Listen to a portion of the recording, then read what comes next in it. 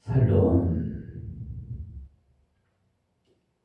오늘은 2026년 3월 2일 거룩하고 복된 성일 주의 날입니다. 이 새벽 기도 시간 먼저 하나님께 이 나라를 보호해 주신 게 감사합니다. 우리 찬양하며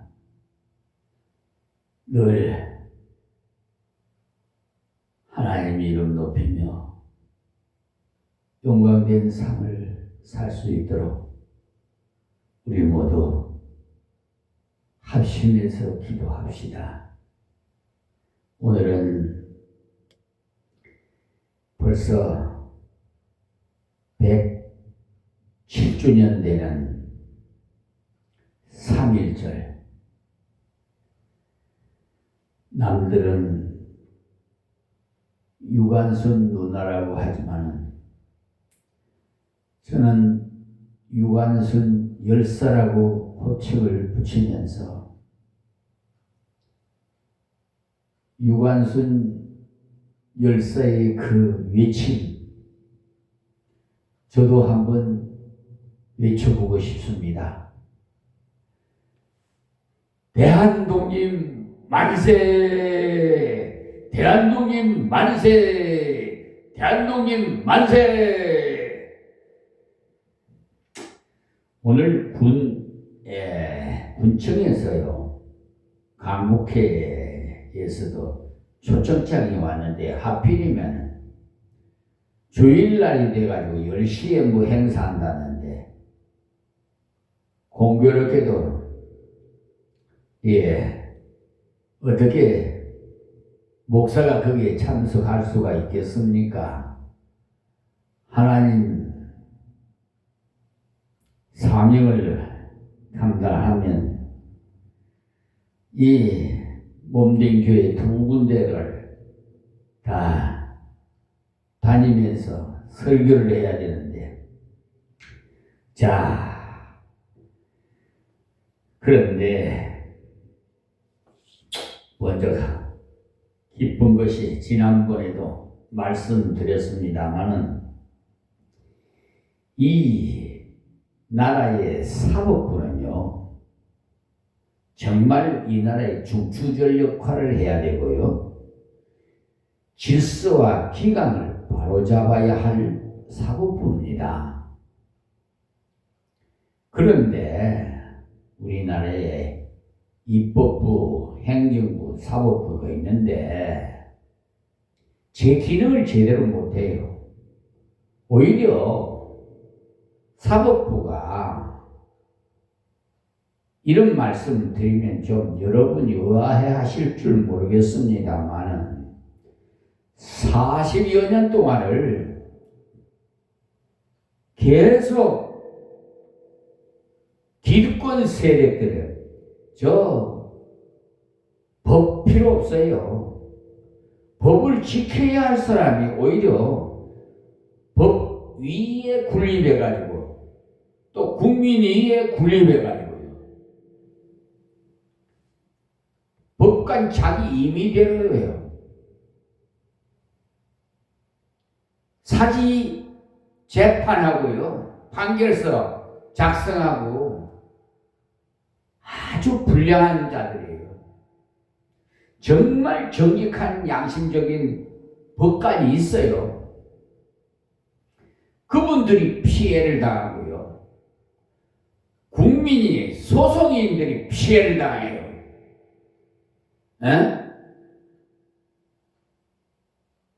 그러니 이게 그냥 둬서 되겠어요? 하나님께 기도했죠. 하나님, 저에게 빛과 소금의 역할을 감당하려면은, 불의와의 전쟁을 하기 위해서는 하나님 저들에게 어떤 권한을 저에게 주셔서 저들에게 싸워서 승리할 수 있도록 해 주셔야 되지 않겠습니까? 그랬더니 이번에 하나님께서 여호와 일에 준비하신 이재명 대통령을 세우시고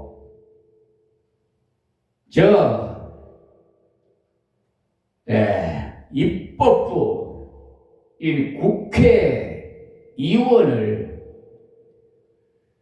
여대 야소로, 그러니까 일사천리로 그냥 통과할 수 있게끔 여러분이 투표를 했지만은 하나님께서 여호와 일에 다 준비하시고 여러분에게 감동을 주셔서 투표하게 하신 거예요. 이제 이해가 되십니까? 야당에서는 독재 하는데요. 여러분, 그것이 독재라는 말이 거기에 합당한가? 그것은 국민 여러분이 판단하십시오. 우리 나라가 왜 이렇게 5,000년의 유구한 역사가 있는 나라가 이런 지경까지 된 줄 아십니까? 그 원인은 하나님을 대적했기 때문에 그래요. 우리 선조들이 여러분 왕실에다가 궁궐에다가 우상 절간을 만들어 놓고 사람이 만든 부처 앞에다가 싹싹 빌고 참 어처구니 없는 짓을 하잖아요. 우리의 시조는 아담입니다. 그런데 세상 사람들은 이방인은 당군이 시조라고 그러죠. 모르니까 그래요. 나중에 깨달아질 거예요. 우주 만물을 창조하시는 분 누구세요? 에? 태초에 천지를 창조하시니라 누가 창조했어요? 하나님이시지요. 하나님이 누구를 이 세상에 먼저 우리 인간을 이렇게 창조했냐? 하나님의 형상으로 흙으로, 아담이라는 건 히브리어 말입니다. 흙이라는 하나님의 형상, 그러니까 흙도 가장 가치 없는 먼지 흙으로, 말아다니는 먼지 흙으로, 그러니까 가장 가치 없어요.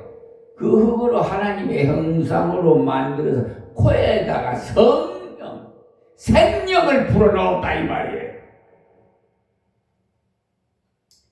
그러면 거기에 대해서 우리가 아담과 하와로 해서 최초의 에덴 동산에서 하나님이 주례사로 이 모든 만물을 정복하고 다스리라는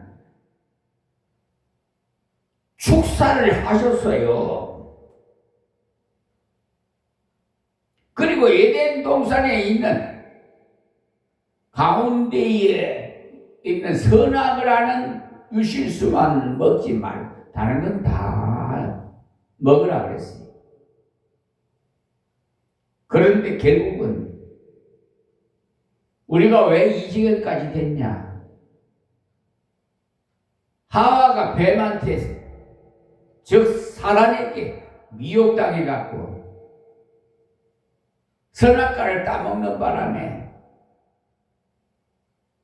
결국 하나님의 말씀 딱 두 가지 성경에 하라, 하지 마라, 먹지 마라, 먹어라. 아시겠습니까? 그럼 먹는 날에는 정령 죽으리라. 그런데도 따먹었어요. 그래서 우리는 에덴 동산 쫓겨났어요. 하나님과 원수가 됐어요.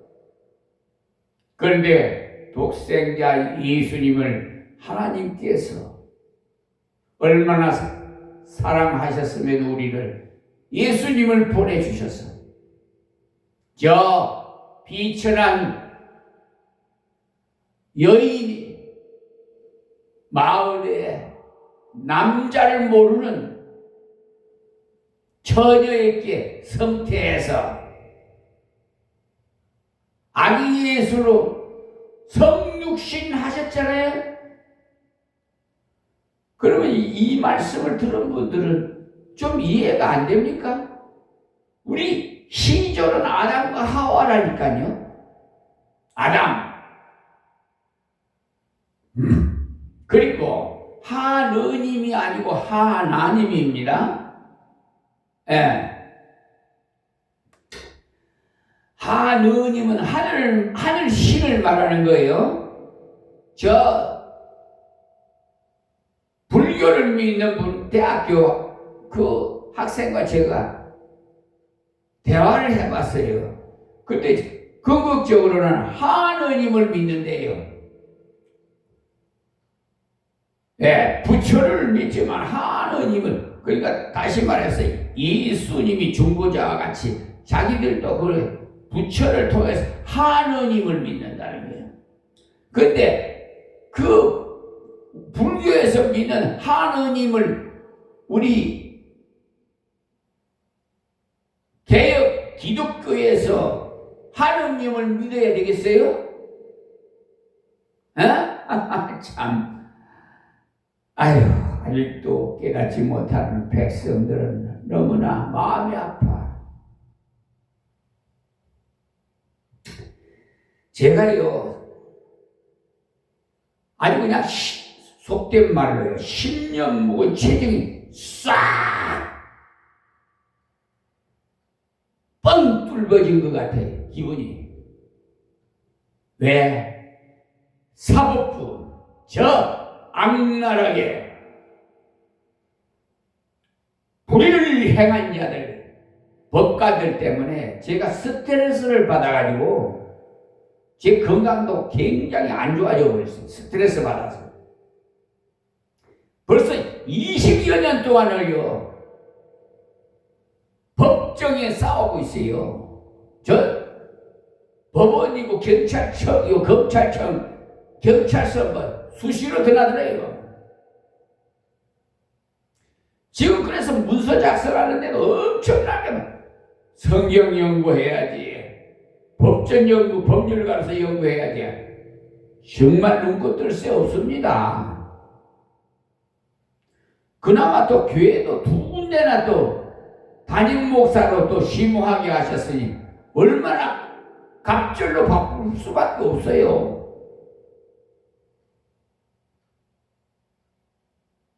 여러분은 보시기에는 별 볼 일 없는 목사같이 보이지만 내 안에 계신 하나님을 보세요.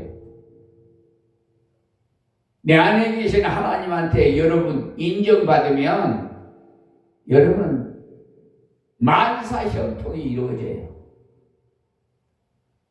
그러나 반대로 반역하는 자는 그 결과는 저주에 임한다는 사실을 아세요.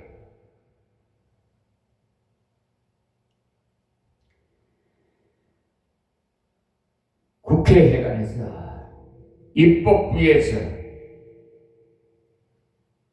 2월달에 법 왜곡죄 통과, 또 재판 소원법 통과, 세 번째는 대법관 증언법 통과, 14명에서 26명으로 통과했어요. 자, 이 정도 되면요, 이제는 힘 못 써요. 이제는 법 앞에 이제는 누구든지 평등할 수밖에 없어요. 법을 이길 사람이 없어요. 에? 그동안 사법부에 저 기득권 세력들, 불량한 자들, 불의한 자들 돈벌이 많이 해먹었지. 정관 애우로. 법관 그만두면은 변호사 되지 않아요? 그러니까 서로 정관 애우야. 한 건 잘 봐주면 나중에 그 애우를 대하고 해줘요. 다 뒷거래질 다 하고 리베이트. 여러분 변호사끼리도요. 원고하고 피고하고 변호사를 사잖아요. 그러면 변호사끼리도 승소하면 그 프로테스를 나눠가지고 서로 합의해요. 그래서 여러분 어려운 사람들 국선 변호사를 세우지요.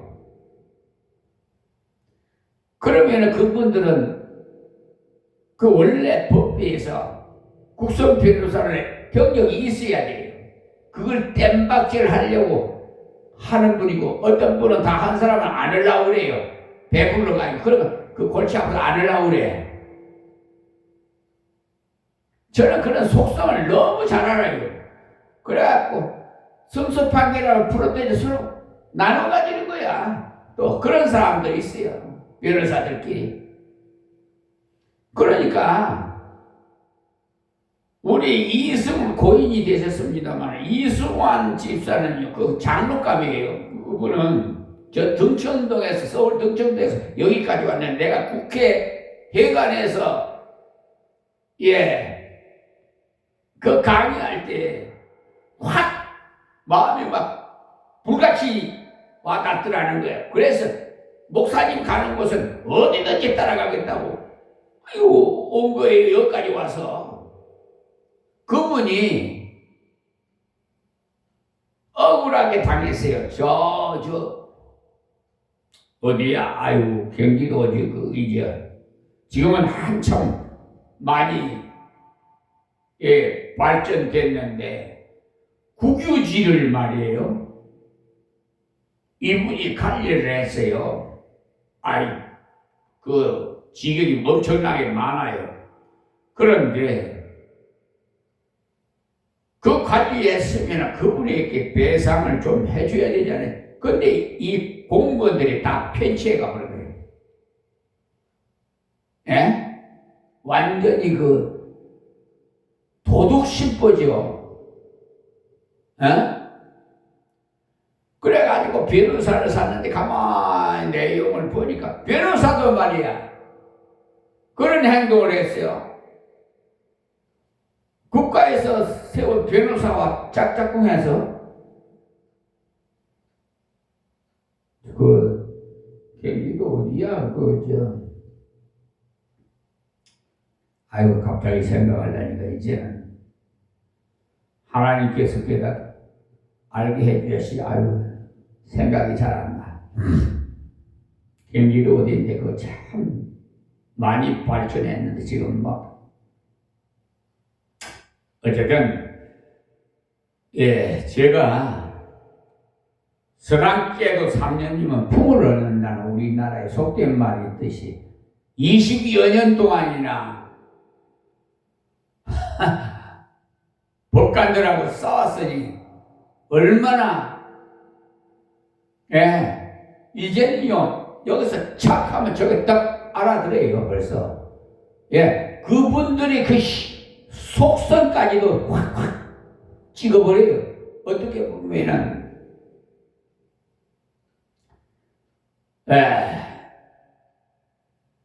그 심리학에서도 말하지만 그분들이 대화를 해보면 그 사람의 속성을 알 수 있어요.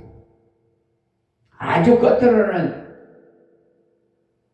아주 그냥 착실한 점 그럴듯하게 말해요. 판사들 이번에 인천이고 어디고 서울이고 중앙지방법이고 하여튼 근데 속셈은 달라요. 겉과 속이 달라. 그분들 이제 내가 민사소송법 211조 1항을 해서 판결 경정 신청서를 올렸는데 그 제대로 그거는요 자비를 베풀어서 하나님의 종이 그냥 즉시를 해보려고 그러다가 한 번 기회를 준 거예요. 너희 판법관들 저 양심 회복하고 사과하고 하나님께 회개하고 판결을 다시 수정해서 경정해서 보내라. 그러면은 용서 안 해준다.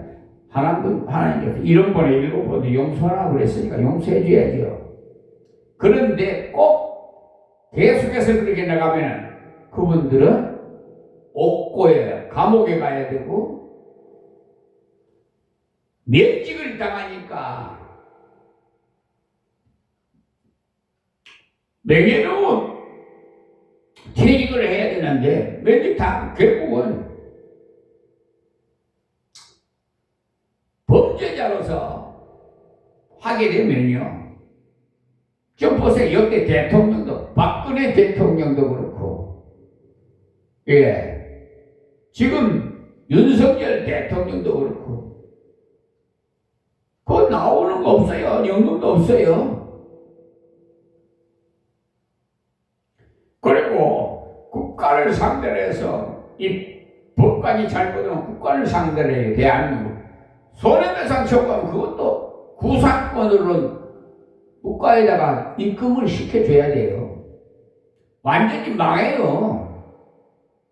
물론 법관 생활하면서 많이 다른 사건에 의해서 뭐 그동안 많이 물질을 수출해 놨으면 뭐 별것도 그까지는 아무것도 아니겠지만은 지금 돈 많은 사람들은 뭐 1억 2억이 뭐 돈 있나요? 그냥 용돈으로 생각하지. 요즘 뭐 100억처럼 여러분 아파트 한 평에 뭐 3억? 이재명 대통령이 그렇게 말씀하시잖아요. 한 평에 3억이라니 말이나 되느냐고 그러잖아요.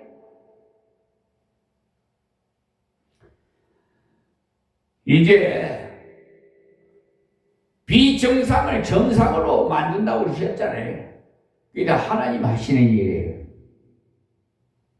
자, 그래서 법 왜곡죄, 그 다음에 재판 소원법 통과, 세 번째는 법관 증언법 14명에서 26명으로 자, 이 정도 되면은요 이제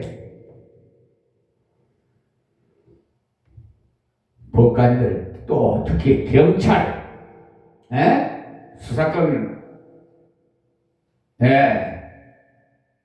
강남경찰서 김한기 경찰 같은 분은 여기 법 왜곡죄에 해당이 돼요. 형사 사건이요. 왜? 판례를 했어요. 판례를 경계침범죄에서 딱 올렸어요. 그런데 그냥 무시해버려요. 불송치를 철회해버려요. 얼마나 국가의 땅을 침범했기 때문에 경계 침범을 한 거예요. 이 국가의 땅에다가 집을 지어 있는 걸 그걸 철거를 하고 경계를 다시 했으면은 경계 침범죄 적극죄에 들어가는 거예요. 근데 이 불의한 경찰이 그 결과는 좀 안 좋을 겁니다. 저는 끝까지 가요. 그리고 인천경찰청 심의원 누구야? 그 발표라고 그랬는데 그 담당 수사관이 그거는 바뀔 수가 없다고 그러더라고. 좋아. 그러면 그 수사하게끔 할 수 있어. 해서 심의위원 전부 그냥 싸그리 그냥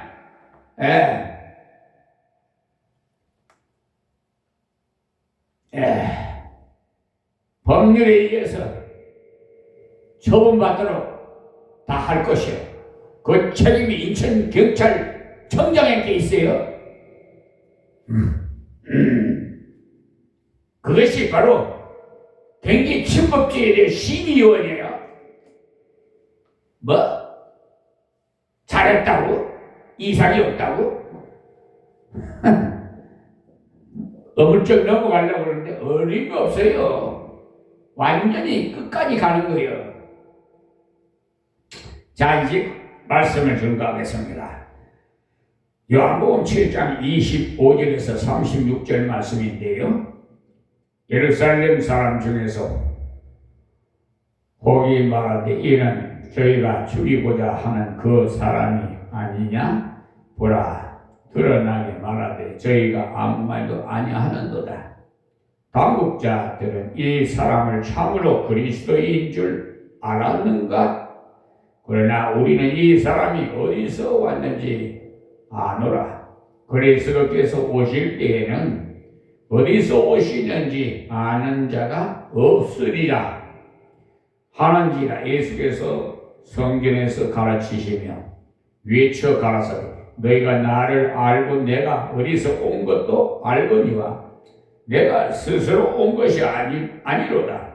나를 보내신 이는 참이시니 너희는 그를 알지 못하나 나는 아노니 이는 내가 그에게서 났고 그가 나를 보내셨음이니라 하시니 저희가 예수를 잡고자 하나 손을 대는 자가 없으니 이는 그의 때가 아직 이르지 아니하였음이니라. 무리 중에 많은 사람이 예수를 믿고 말하되 그리스도께서 오실지라도 그 행하실 표적이 이 사람이 행한 것보다 더 많으려 하니 예수께 대하여 우리의 수군거리는 것이 바리새인들에게 들린지라. 대제사장들과 바리새인들이 그를 잡으려고 하석들을 보내니 예수께서 이르시니 내가 너희와 함께 조금 있다가 나를 보내신 이에게로 돌아가겠노라. 너희가 나를 찾아도 만나지 못할 터이요 나 있는 곳에 오지도 못하리라 하신데 이에 유대인들이 서로 묻되 이 사람이 어디로 가기에 우리가 저를 만나지 못하리요? 헬라인 중에 흩어져 사는 자들에게로 가서 헬라인을 가르칠 터인가? 나를 찾아요 만나지 못할 터요 나 있는 곳에 오지도 못하리라 한 이 말이 무슨 말이냐 하니라. 아멘. 신약 성경이에요.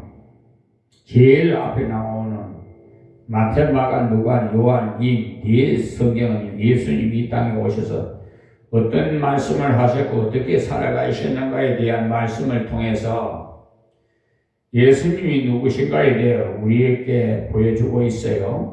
그런데 예수님 말씀을 듣고 예수님이 하시는 이적을 다 같이 보았는데 거기에 대한 반응은 아주 극단적으로 다른 것을 알 수 있어요. 그러므로 오늘 말씀에 보니까 어떤 사람은 예수님을 죽이려고까지 했다고 했어요. 또한 어떤 사람은 구원자로 믿고 따랐다고 하고요. 그 중에 특별히 표적에 관한 해석 때문에 많은 사람들이 각기 다른 반응을 보였어요. 앞에서 본 것처럼 예수님 이적이 요한복음에 나타난 것만 해도 물로 포도주를 만드신 이적이 있었습니다. 잔치집에 포도주가 떨어져서 낭패를 당했을 때 예수님께서 물을 갖다 부으면 그것이 포도주가 되게 하셨어요. 그것은 곧 예수님께서 만물을 창조하신 분이라는 것을 보여준 겁니다. 물을 포도주로 바꾸실 수 있는 분이라는 말은 주님은 이 땅 모든 만물을 통해서 우리가 필요할 때 필요한 것으로 만들어 줄 수 있는 분이라는 겁니다. 낭패를 만났습니까? 그렇거든요. 주님을 찾으십시오.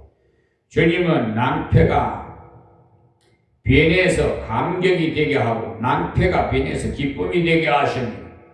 주님은 우리를 죄에서도 건져주실 뿐만 아니라 우리의 삶에서도 건져주시기 위해서 오신 분이시라는 것을 보여주셨어요. 5장에 와서 예수님께서 베데스다 목가에서 38년 동안이나 누워서 고생하던 사람을 향해서 네 자리를 들고 걸어가라. 이 말씀 한마디에 의해서 벌떡 일어나서 걸어갔던 이적을 보여주셨습니다. 그것은 예수님께서 인간의 육신도 고치시는 분이라는 것을 보여주신 겁니다. 그러나 우리 영혼을 건져 그 영혼을 천국 보내는 것에 그친 것이 아니고 우리 육체도 돌보실 수 있는 분이시다는 것을 가르쳐 주시려고 그 이적을 행하신 겁니다. 6장에 오면서 수많은 명의 사람들이 예수님의 말씀과 이적을 보고자 모였을 때 배고픈 그들에게 예수님께서 보리떡 5개 물고기 2마리로 하나님께 기도하고 나누어 주었더니 다 먹고도 풍족해서 남겼어요. 그것은 주님께서 이 땅에 농사를 짓고 애쓰고 힘써야만이 살아갈 수 있는 그런 것이 아니라 주님께 올바르게 나오면 우리들의 육신의 생활도 돌아보신다는 것을 보여주신 겁니다. 제자들이 배를 타고 건너가는 중에도 풍랑을 만나 죽을 고비를 만났을 때 예수님께서 물 위로 걸어오셨지요. 제자들은 이거 예수님을 보고 유령이라고 고함을 쳤는데 예수님은 내다 들어 말라고 하시고 바다와 바람을 잔잔하게 하시고 그들이 예수님을 모시고 나니까 배들은 가려던 곳으로 갔더라고 했어요. 우리가 가는 길에 풍랑과 같은 얼음이 있을 때 주님을 바라보기만 하면 우리들이 생각밖에 엄청난 결과를 주님을 시험하게 하십니다. 이런 사건들을 볼 때 전부가 예수님은 우리를 건지려 오셨고 도우려 오셨고 주려 오셨고 나누어 주시려고 오셨던 것을 알 수가 있어요. 그런데 왜 사람들은 예수님을 좋아하지 않느냐? 지금도 우리가 예수님을 좋아하지 않는 분이 많아요. 지금도 우리가 나가서 전도할 때 감사한 마음으로 좋게 받아들이는 사람이 있는 반면에 대부분 사람은 거부하고 조롱하고 있어요.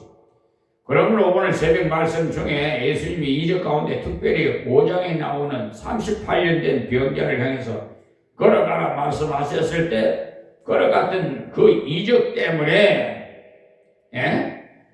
예수님을 죽이려 했고 참 이상하죠.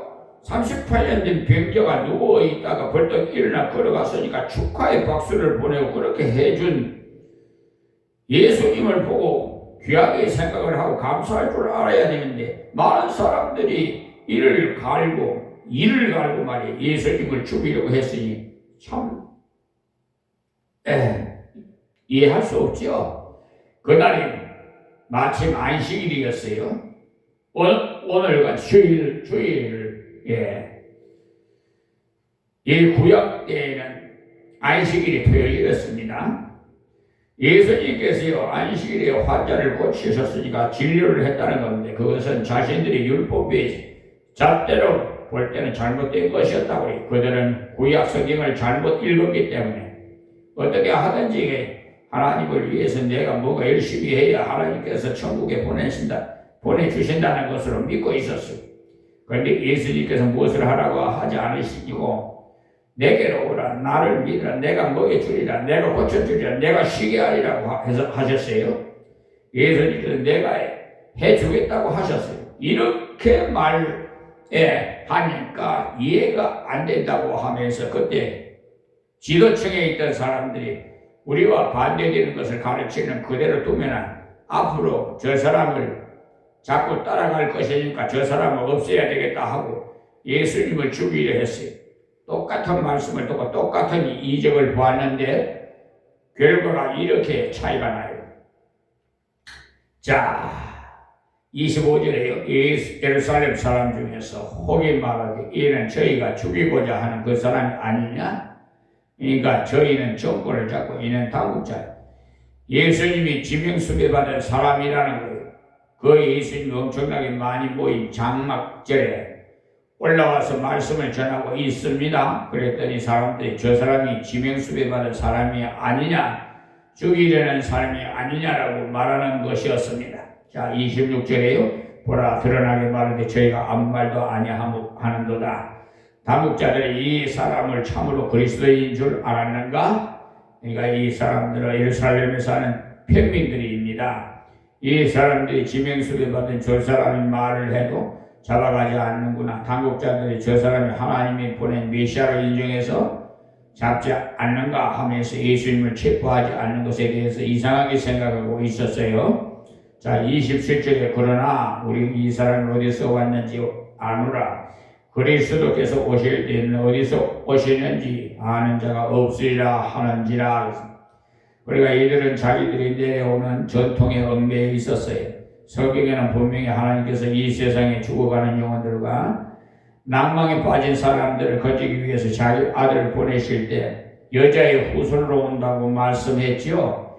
여자의 후손이 누구냐고 하니까 처제의 몸을 통해서 오신다고 했어요. 그분이 오실 때는 베들레헴이라는 곳에서 태어난다고 했죠.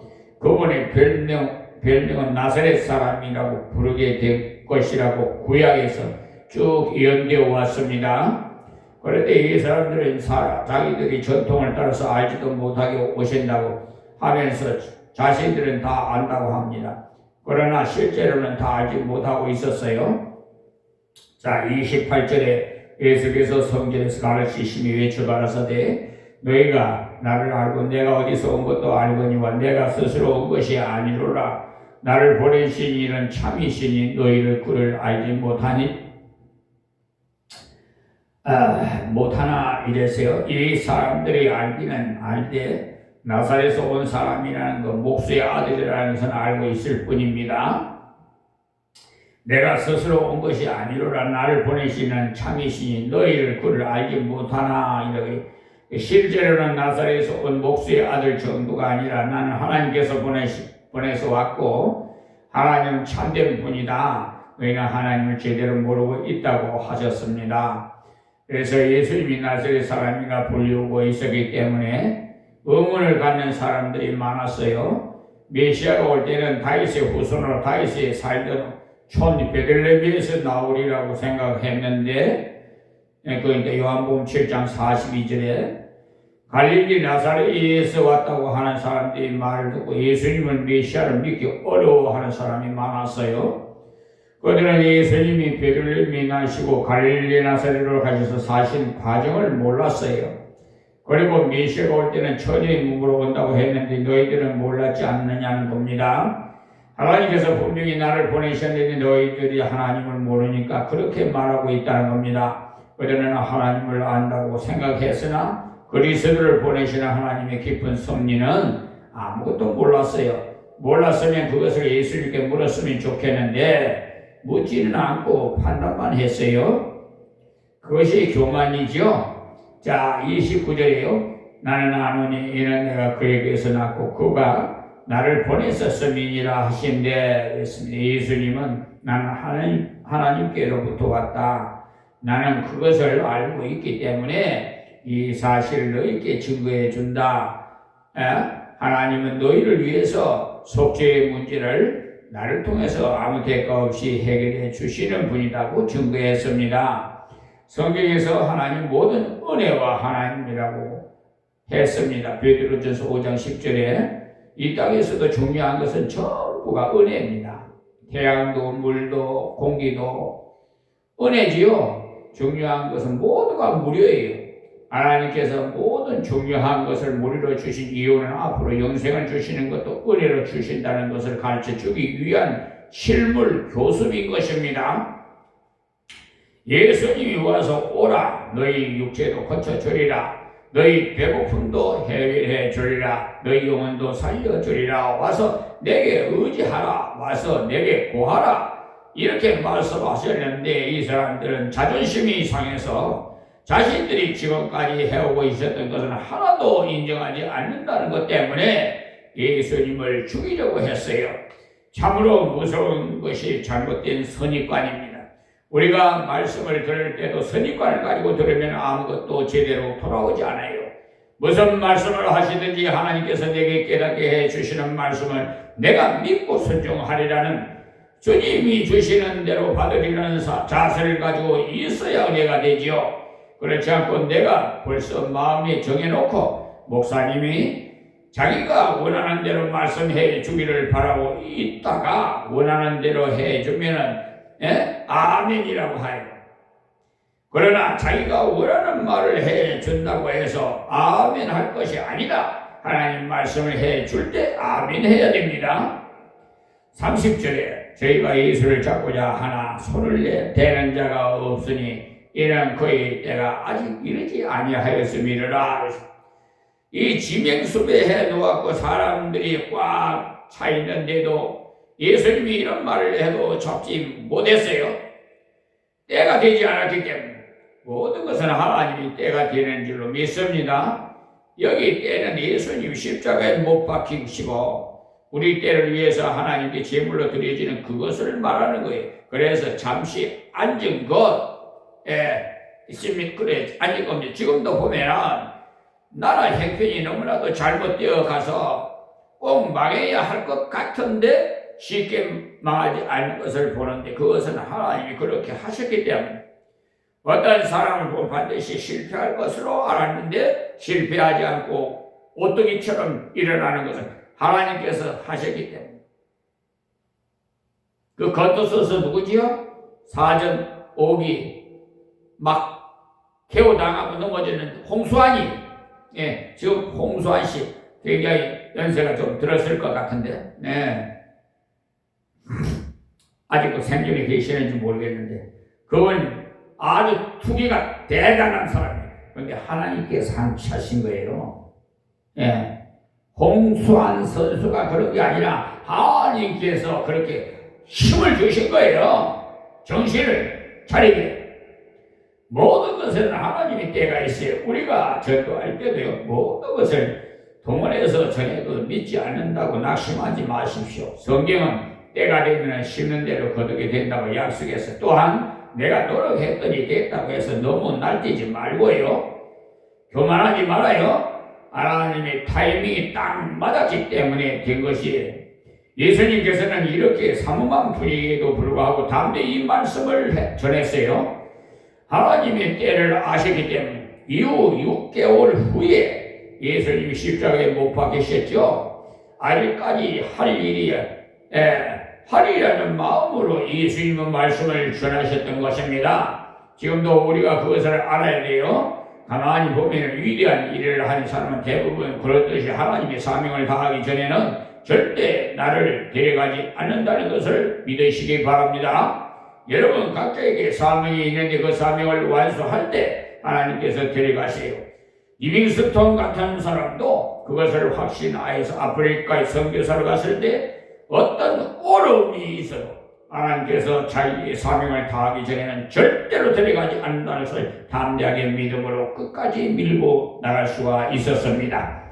이 자리에서는 이 빛이는 종도 하나님께서 주신 사명이 다 완수가 되면 저를 부를 줄 믿습니다.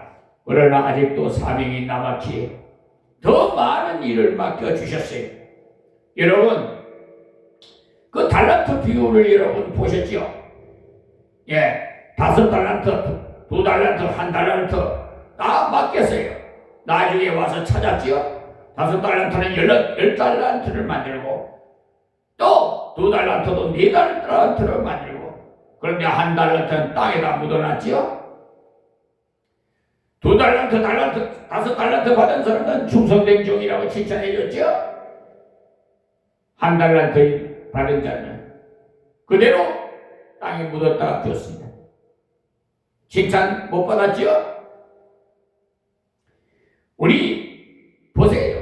저에게 아니 한 교회 신무하게 담임 목사를 했는데 2교회를 담임 목사로 하게 한 교회를 맡겼더니 하나님 보시니까 너무나 담대하니까 또 맡기주신 거예요. 2교회를 맡겨도 3교회를 맡겨도 뭐 5개 일 맡겨도 할 수 있겠다. 제가 좀 고집이 세요.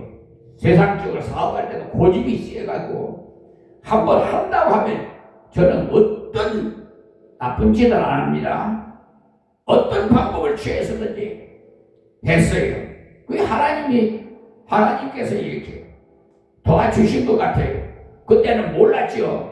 근데 하나님 40대 만나서 나를 따르라 소명하실 때 그때서야 깨달았어요.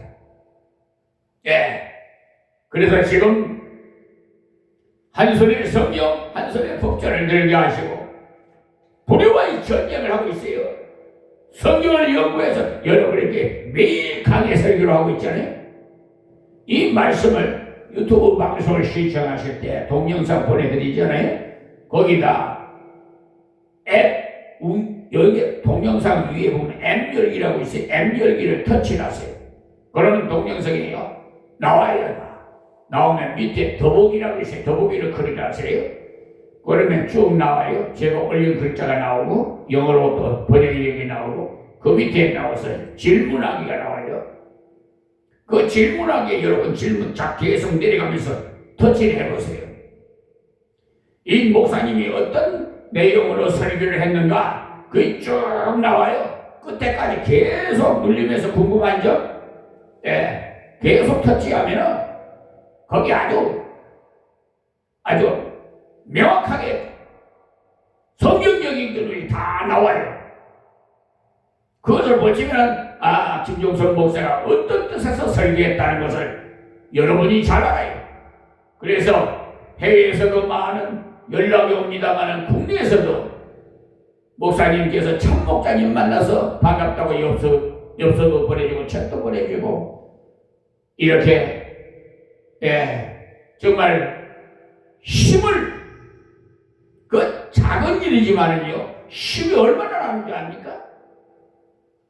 우리 하동 출석이신 헌법재판소에 계셨던 원영배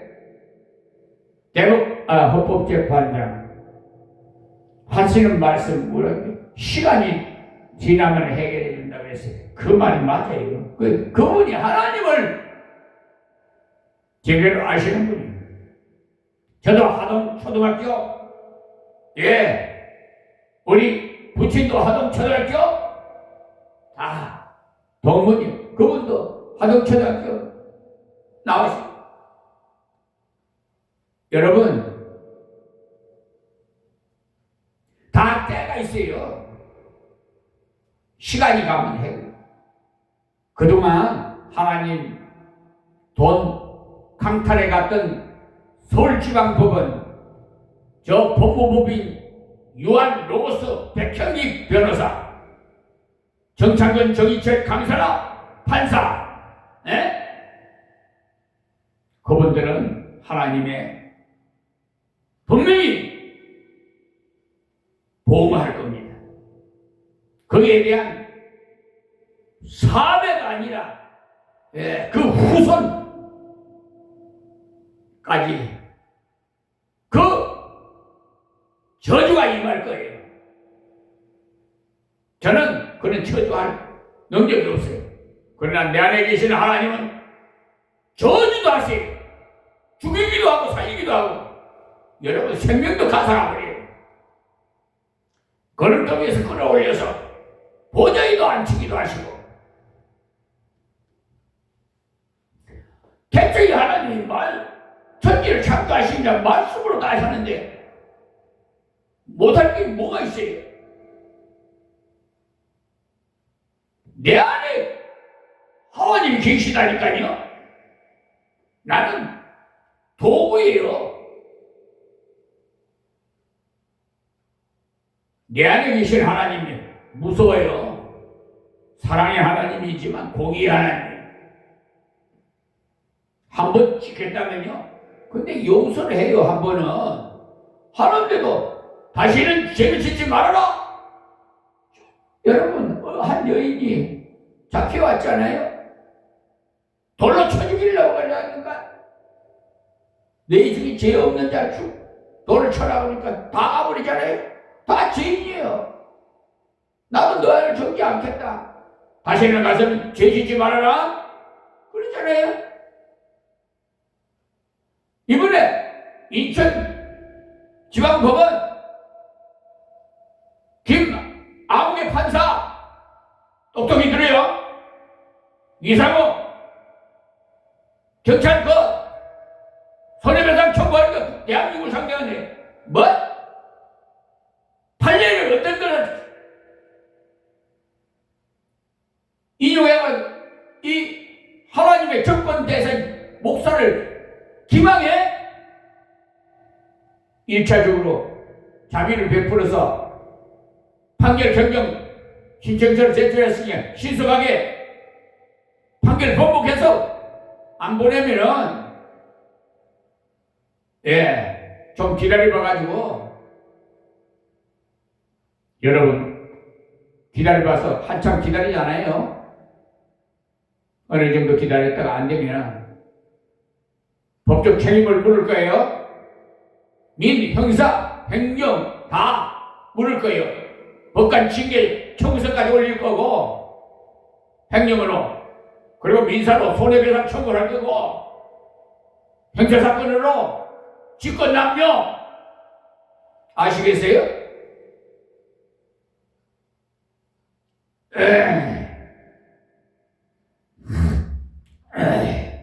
서울중앙지방법원 역시 마찬가지예요. 아주 보기는 외모로는 굉장히 온순하고 온유하고 법관으로서 있고 뭐랄까 좀 모습이 좀 푹이더라고. 좀 정의로운 판결을 할 사람으로 보이더라고요. 제 눈에는.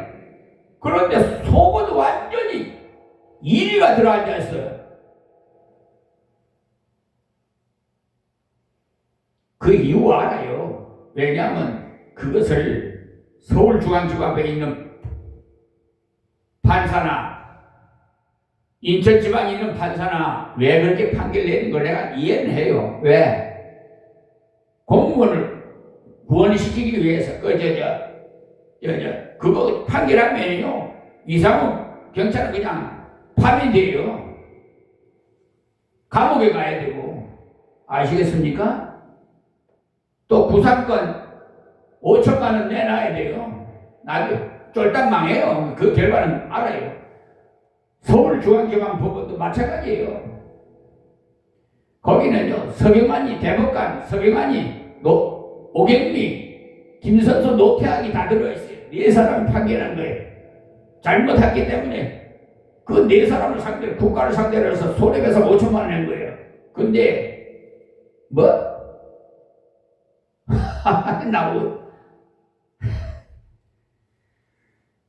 상부심 절차에 관한 특례법이라고 있어요. 제4조. 그럼 뭐예요? 이유를 그 이유에 의해서 제5조 대법관 일치 심리를 각하한다든지 기각한다든지 그렇게 해야 되거든요. 제가 화내요. 근데 그러기 때문에 미리 상고장에다가 이 민사소송법에 의해서 이재명 대통령 모양으로 고등법원을 원법원으로 환송하십시오 써놨어요. 그런데도 불구하고 나를 아주 그냥 무시하고 제4조 해놓고 쓸 것이 없으니까 그냥 비워버리고요. 4조에 의해서 그래. 그냥 4조에 의해서. 그러니까 이유도 없는 판결서는 휴지 조각에 불과한 거예요. 그래, 그걸 만약에 원고석소 나를 했다면 그 서경환인 노태우 오경미, 김선주 대법관은 옷을 벗어야 돼요. 그러니까 난감하죠. 그래서 그런 것 같은데 결국은 다 벗어요. 자기도 그 물에 빠진 사람이요 건져주려고 들어가면 그 물에 빠진 사람 그 건지러 간 사람 자꾸 늘어가지 않아요. 그러니까 다 같이 죽어요. 그 사람도 죽어요. 이번에 판결하신 분, 서울중앙지방법원 판사, 나 호명을 안 하겠지만 하여튼 다 빠집니다. 예.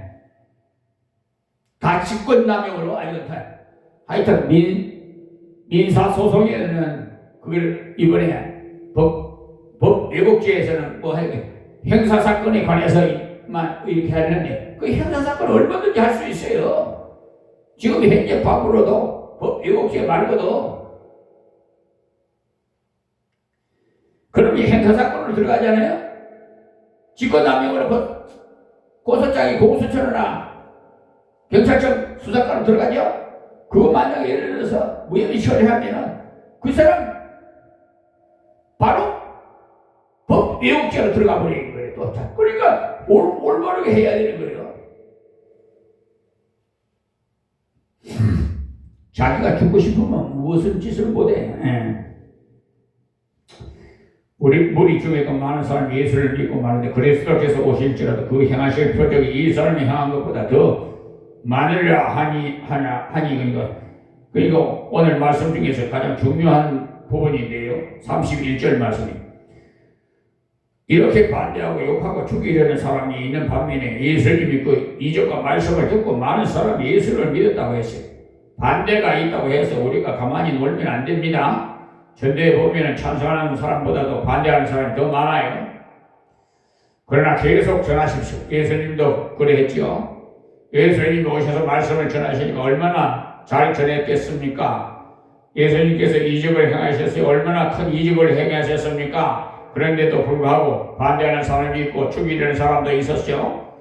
반면에 많은 사람이 믿었어요. 우리들도 예수님을 모시고 있기 때문에 예수님과 똑같은 대우를 받습니다. 그리스도께서 오실지라도 그 행하실 표적이 이 사람이 행하실 것보다 더 많으려 하니 예수님께서 요한복음에 나오는 이적만 행한 것이 아니라 마태복음과 누가복음에서 기록된 이적까지도 조합해보면 엄청나게 많은 이적을 행하셨는데 이 사람들이 그 이적을 다 본 것은 아니에요.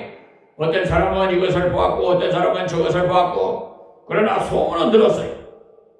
고쳐주고 입혀주고 낭패를 당했을 때 건져주고 바다를 잔잔케도 해주고 이런 모든 것을 볼 때 이분은 우리를 건지시러 온 분이다. 그걸 믿었어요. 14장 11절에 보면 예수님이 이런 이런 말씀을 했죠. 내가 아버지 안에 있고 아버지께서 내 안에 계시면 믿으라. 그렇지 못하겠거든 행하는 그 일을 인하여 나를 믿으라고 요한복음 14장 1절의 말씀. 내가 아버지 안에 있고 아버지가 내 안에 있다는 이 말씀은 하나님과 자신은 같이 행동한다는 말씀입니다. 이것을 못 믿기거든요. 행하는 것을 통해서라도 믿으라는 거예요.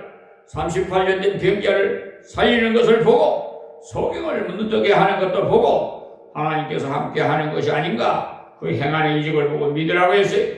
말씀을 통해서 믿는 것이 제일 좋습니다. 그러나 말씀을 통해서 믿는 사람도 있지만 이적을 통해서도 믿는 사람이 있어요. 이적을 통해서 믿는 것이 나쁜 건 아닙니다. 그러나 말씀을 통해서 믿는 것이 더 정확해요. 또 이런 말씀도 하셨어요. 내가 진실로 진실로 너에게 이르노니 나를 믿는 자는 나의 하는 일을 저도 할 것이요 또한 이보다 큰 것도 하리니 이는 내가 아버지께로 감이니라. 요한복음 14장 12절 말씀. 예수님이 십자가에서 못 박히시고 3일 만에 살아나셨다가 성천하셨죠. 왜 성천하셨어요? 예수님이 몸으로 계시면 공간에 제약을 받지요. 여기 계시면서 다른 곳에 계실 수가 없기 때문에. 그러나 성천하심으로써 성령을 보내셨기 때문에 영으로 역사하심으로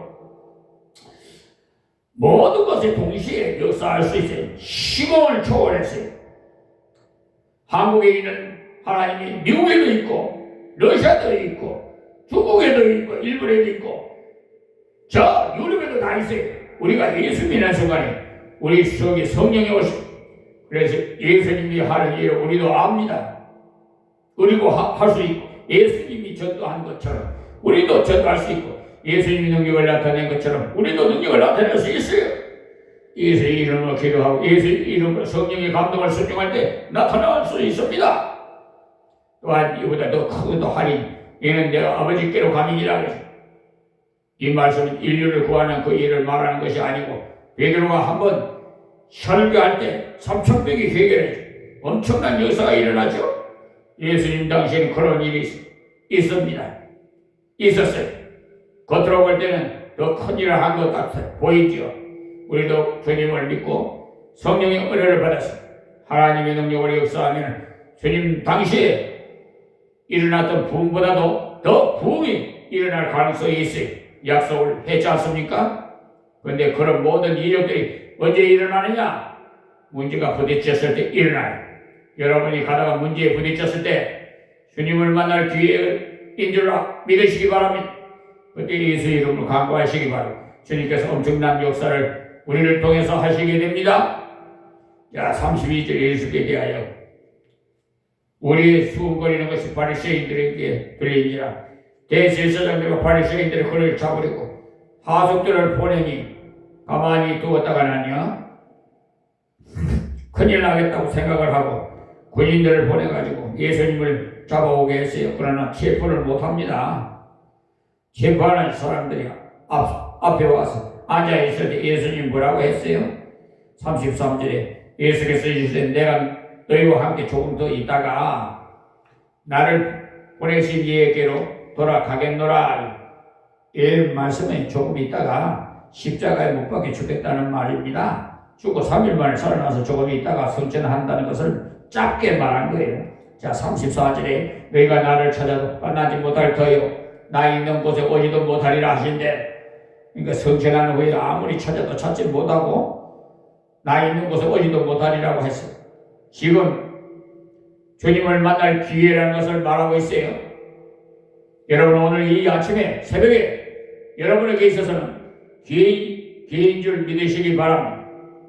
주님께 기도할 기회, 주님을 만날 기회, 주님을 체험할 기회. 자, 35절 36절 말씀이 이에 유대인들이 서로 묻되 이 사람 어디로 가기 우리가 저를 만나지 못하리요. 헬라인 중에 흩어져 사는 자들에게로 가서 헬라인을 가르칠 터인가? 나를 찾아도 만나지 못할 터요. 나 있는 곳에 오지도 못하리라 하니 이 말이 무슨 말이냐 하리라. 자기가 어디에 가는데 우리가 못 따라간다는 말이냐고 하는 말이지요. 유대 민족은 참으로 불행한 민족이에요. 하나님을 배반했기 때문에 온 세상이 흩어졌어요. 예, 지금도요 세계 최대의 유랑이 유대 민족이에요. 본국에는요, 예, 지금은 뭐 정확하게는 알 수 없습니다만은 수년 전에 계산해 보니까 뭐 한 500~600만 명밖에 살지 않는다고 해요. 세계 전체 그 흩어져 있는 인구는요 500만이 넘을 정도 살고 있다고 해요. 온 세상에 흩어져 있어요. 그 사람들은 디아스포라 나그네라고 해요. 그러나 이때 이 사람들은 예수님이 흩어진다는 민족 사이에 살고 있는 유대인들을 찾아가서 일하려는가 생각을 해봅니다. 특별히 헬라에 흩어져 있는 자를 찾아간단 말인가 하는 말을 한 거죠. 어떤 목사님이 이것을 해석하면서 그 사람이 웃기기 위해서 농담으로 한 말이 다 이루어졌다고 합니다. 나중에 예수님이 제자들이 이 말씀 그대로 헬라인 중에 흩어져 있는 회당마다 찾아가서 복음을 전해서 곳곳에서 역사가 일어났어요. 그들을 비웃는 말로 농담으로 한 말이었는데 그 말이 다 이루어져서 참 놀라운 일이죠. 하나님은 참 멋있는 분이에요. 그래서 저는 참 우리 아버지 멋쟁이라고 합니다. 그들이 쓰는 농담을 역으로 사용해서 그대로 보여줘요. 지금도 우리가 나가서 전도하면 야, 저 사람은 가마 군민인데 다 끌어모아서 데리고 가려고 하나 하고 욕을 할지도 몰라요. 그런 말 할수록 좋아요. 하나님은 유머스러한 분이지. 그 말을 들어 임마누엘 교회를 통해서 그렇게 만들어줘야 되겠다고 하실 것이기 때문에 그러면 오늘 새벽 우리는 이 말씀을 통해서 두 가지를 끼워왔어요. 하나는 내가 복음을 받는 입장에 놓였을 때 선입관을 버리고 순수하게 하나님 말씀을 받자는 것입니다. 하나님은 우리에게 무엇을 요구하는 분이 아니에요. 주려고 하는 은혜의 하나님이라는 것을 알아야 돼요. 하나님 목숨을 살리려는 분이죠. 하나님은 건강을 주려고 하시고 하나님은 우리의 배고픔을 명쾌해 주시려고 단지 예수 그리스도를 만나며 예수 그리스도를 통해서 주려 하심이라 그래서 복음이라고 합니다. 그런데 뭔가 내가 희생해야 되고 착한 일을 많이 하고 헌금을 많이 하고 노력을 많이 해야 앞으로 좋은 데 간다는 종교적인 생각을 가지고 있기 때문에 하나님의 말씀을 못 받아들이는 사람이 너무 많아요. 그런 선입관을 버리고 주님을 붙으시기 바랍니다. 또 하나는 우리가 전하는 입장에 있을 때 하나님의 때가 있음을 알고 절대로 낭망하지 마세요. 사람들이 조롱할지라도 그 조롱을 하나님께서 역으로 쓰실 줄 믿습니다. 그리고 전하세요. 뿌리면 반드시 거두게 되십니다. 거두게 하십니다. 전하는 입장에서 예수님을 닮아서 일을 해야 돼요. 제가 지난주에 책을 읽어보니까 어떤 목사님이 그런 걸 써놓았더라고요. 시골에 어느 목사님이 열심히 전도하는데도 도무지 믿지 않았어. 어떤 60세 된 노인이 있는데 아무리 열심히 예수를 믿으라고 해도 잘 믿지 않은 거예요. 그래서 목사님이 그 노인에게 왜 예수를 안 믿으려고 합니까? 라고 물어봤더니 예수 믿으면 비용이 많이 든다고 해서 믿지 않습니다 라고 하더랍니다. 그 사람에게도 선입관이 있어요. 주님은 그냥 오라고 하시는 비용이 들지 않습니다 하고는 몇 달 후에는 그 노인을 만나서 그때 노인이 예수 믿으면 비용이 어느 정도 드느냐고 또 묻습니다. 이 목사님이 약간 유머스럽게 한 분이었던 것 같아요. 담배값 정도 듭니다 했다고 합니다. 그러니까 이 노인이 있다가 그래? 그럼 얼마 들지 않네? 하면서 그 다음 주일에 왔다라고 합니다. 그날부터 담배를 끊어버리고 담배값 정도로 헌금하더라고 합니다. 그런데 그렇게 교회를 다니기 시작하면서 1년이 지나고 2년이 지나면서 세례를 받으라고 해도 받지 않더라고 합니다. 그 이유를 모른 즉 세례 받으면 비용이 너무 많이 들 것 같다는 것이야. 무슨 비용이 그렇게 많이 든다고 합니까? 물으니까 11조인가 뭔가 낸다고 하던데 그 11조 하기 힘들어서 세례를 안 받으란다고 합니다. 그 노인이 반년쯤 지나서 목사님을 찾아와서 11조를 어떻게 해야 됩니까? 하고 묻으라는 겁니다. 비료값 빼고 품삯 빼고 남은 것을 가지고 11조를 냅니까? 빼기 전에 것을 가지고 11조를 냅니까? 라고 물어봤어요. 그래서 하나님 앞에서 내가 감동되는 대로 하십시오 했더니 쌀 한 가마니 값을 내더라는 거예요. 비용을 다 빼버리고 나니까 쌀 10가마밖에 안 나오더라는 겁니다. 그 다음에 한참 있더니 쌀 10가마 값을 11조를 내는 것이었어요. 그래서 어떻게 된 일이냐고 물어보니까 알고 봤더니 그런 것이 아니었어요. 나는 나의 것인 줄 알고 있었더니 모든 것이 하나님의 것인 줄 알아 이제 나의 마음이 바꿔졌습니다 하더라는 거예요. 선입관을 가지고 있을 때는 옳게 깨닫지 못하고 있으니까 담배값 정도라 내야 하나님 봐주시겠지 생각을 하다가 복음을 바로 깨닫고 나니 보니까 그게 아니라는 것을 알게 돼요. 하나님 우리가 내는 것 노력하는 것 보고 받으시는 것이 아닙니다. 하나님이 우리를 너무너무 사랑하셔서 그의 아들 예수님을 우리를 위해 주셨어요. 그분의 십자가 보혈을 믿을 때 나의 죄를 사함받고 그분을 모시고 살 때 하나님 우리 기도를 들으시고 여러분들도 선입관을 버리고 성경에 있는 대로 믿으셔서 은혜 받으시기 바래요. 그리고 증거할 때 사람을 보지 말고 하나님의 때 하나님의 약속을 바라보고 약속을 바라보고 감당하면 하나님 우리에게 놀라운 인간의 계산 밖의 결과로 채워주실 줄 믿습니다. 기도하겠습니다. 하나님 고맙고 감사합니다. 주신 말씀 이 비천한 미말의 종이 전하사오니 아버지여 귀한 생명의 말씀만 간직하게 하옵소서. 아버지여 듣는 자마다 다 변화받게 하여 주시옵시고 하나님 앞에 영광 돌리며 아버지 앞에 섰을 때 칭찬받는 다 하나님의 종들이 되게 하여 주시옵소서. 하나님 또한 방황하는 저 이방인들도 하나님 아버지 불쌍히 여겨 주시옵시고, 또한 북한에 있는 김정은을 비롯해서 우리 동포들 불쌍히 여기사 구원해 주시옵소서.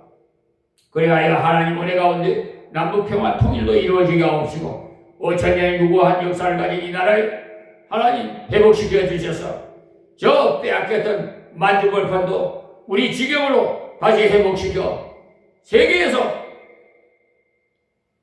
하나님의 뼈 영광 돌리에 온 세계를 성시화하는데 이 민족 이 나라를 사용하여 주시옵소서. 지금도 파병되어 있는 우리 국군 용사들과 일선에 수고하시는 국영장병들 또 해외 교포 모든 분들에게도 함께하여 주시고, 지금 이란과 미국과 이스라엘이 이란을 저렇게 핵무기 제어하기 위해서 이렇게 전쟁이 일어나고 있습니다.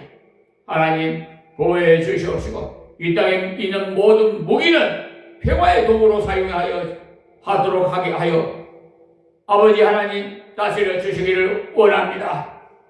북한에 있는 김정은이 저 날뛰는 것, 교만한 것 하나님 다스려 주시옵소서. 주여 역사하옵소서. 영광 받아주심을 믿사옵고 오늘도 허락하신 시간 하나님 택한 백성을 보내주셔서 함께 경배드리며 영광 돌릴 수 있는 복된 시간 되게 하여 주옵소서. 예수님의 이름으로 기도하옵나이다. 아멘.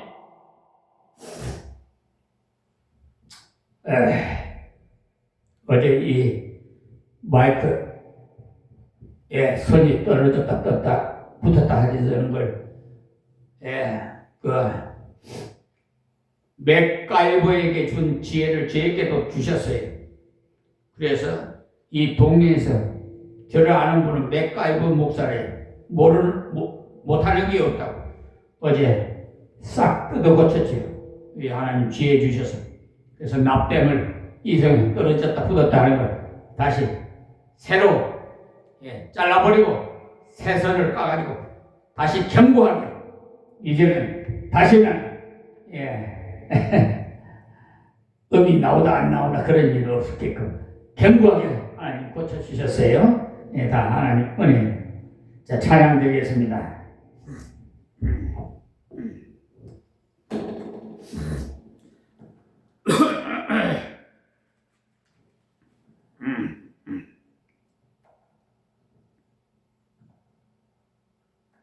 (337장)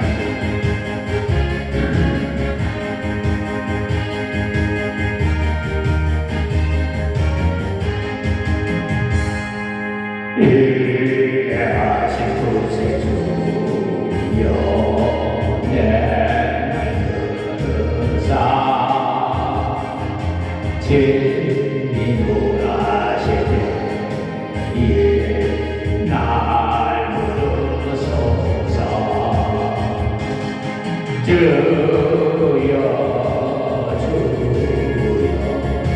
내 말 들으사 진리로 하시되 날 부르소서.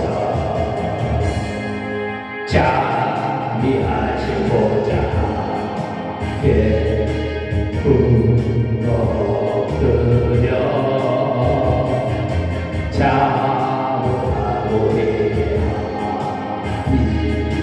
믿음 주소서. 아멘. 주여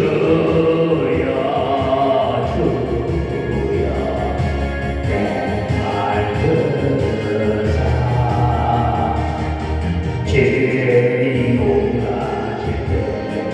때니 날 부르소서. 주의 공부지하여 주께 가오니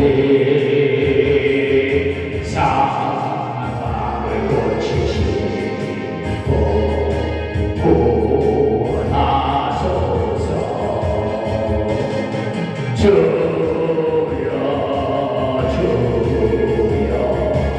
내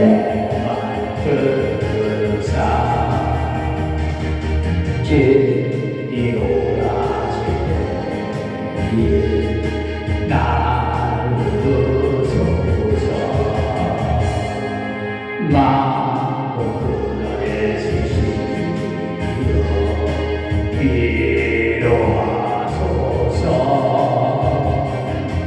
우리 주와 같이 어디 있을까. 주여